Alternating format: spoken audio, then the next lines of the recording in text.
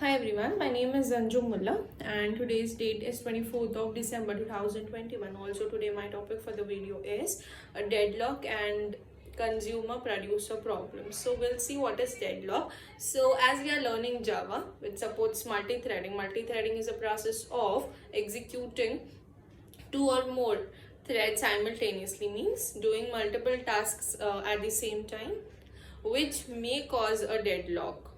So we'll see what is deadlock. Let's take a real world example, that if suppose there are two friends, John and Jerry, wherein both are trying to draw a diagram, wherein the John, during the drawing of diagram, the John needs a eraser, so he will use the eraser, and that is lock. That is, for time being, it's lock. Now meanwhile the Jerry also needs a ruler, so he will use ruler, that is also lock. Now ruler and eraser is occupied or locked. Now after some time, the John needs a ruler from the Jerry, as Jerry is using that, is being not completed with his diagram, so he will not give that or provide that to John.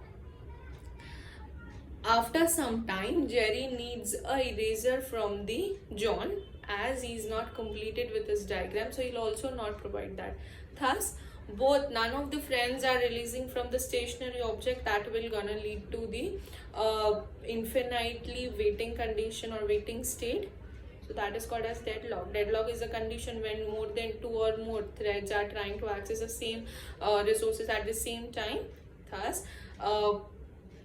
Thus no one can thus threads can never access that resources, so that will eventually go into the waiting state forever. The deadlock condition arises when more than two threads and more than two resources, means a deadlock condition occurs when multiple threads are trying the same resources, access to the same resources at the same time. At some point of time, they stuck at infinite period of time, and that will cause a deadlock. We cannot completely, although we cannot completely avoid deadlock, but we can do such conditions where we can avoid deadlock cases. Number one is avoiding nested locks. Nested lock means if we have already provided one lock to one thread, we should avoid providing that lock to another thread. Means using of nested locks can mainly cause a deadlock. If we'll avoid giving that locks to the another thread, so we can prevent from the deadlock. Second is avoiding unnecessary locks. Avoiding unnecessary locks, whatever or whoever threads, important threads, needs a lock, we should only provide locks to them. Threads, whichever threads, important threads, needs a lock, we should always provide locks to them.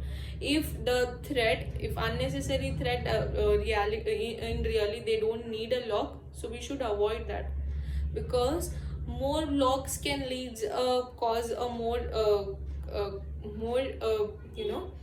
chances of deadlock.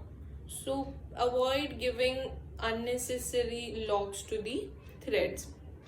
Third is providing thread.join method, as deadlock is a condition when one thread is waiting for another thread to execute and use that resource.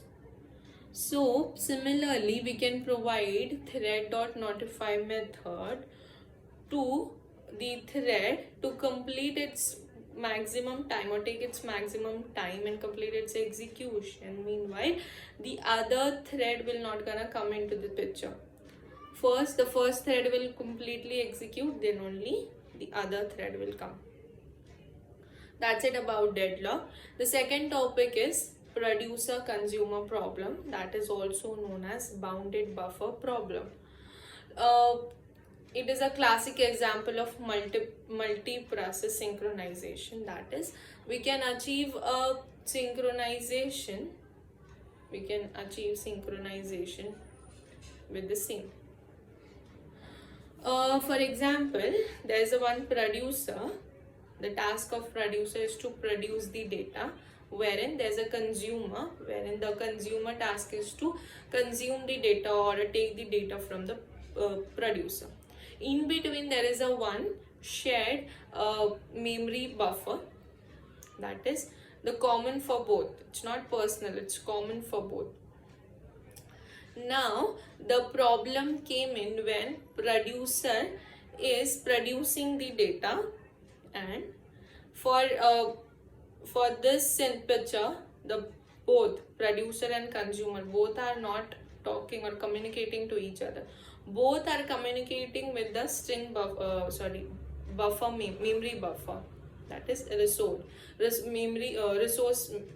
that is resource shared. So as producer don't know about the consumer don't know about the producer. The time came in wherein producer producing the data, and consumer is consuming the data. After that, for example, that the shared memory or the memory buffer is having four 1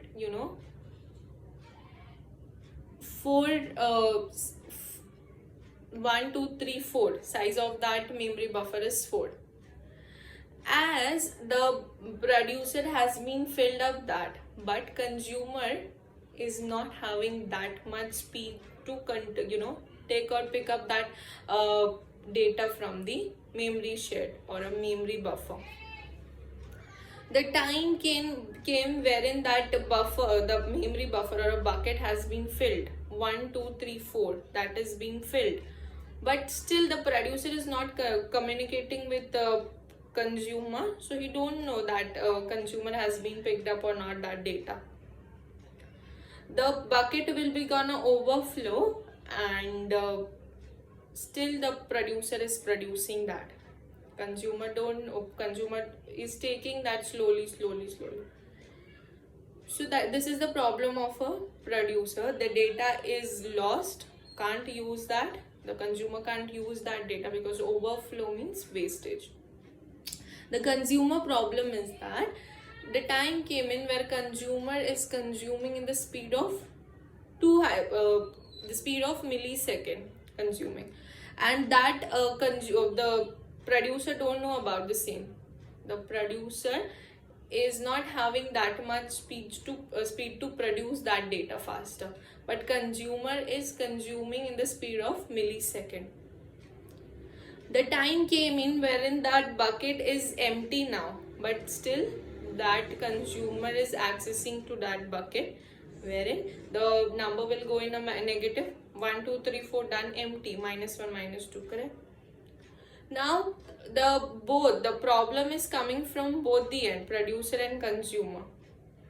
So the solution is that we'll inform the producer that wait, whenever the bucket is overflow, you don't have to produce, you need to wait.